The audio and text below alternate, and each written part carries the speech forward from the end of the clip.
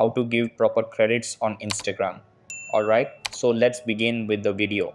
First, open the Instagram app on your device. Tap the plus icon at the bottom of your screen to create a new post. Select the photo you want to upload. Tap the next button in top right corner to proceed. On the next screen, tap the next again to continue.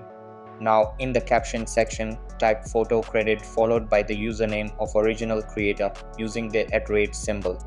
For example, you can write photo credit and then @username. This tags the person and gives them proper acknowledgement. Once you have added the caption, publish post. Photographers and creators own the content they share. It is respectful and professional to give them credit when reposting or using their work.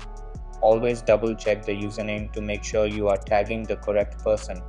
Giving proper credit not only shows appreciation but also builds trust in the online community. So that's basically how you can give proper credits on Instagram. So that's all for this video. Consider subscribing if you find it helpful, and I'll catch you in the next one. Thanks.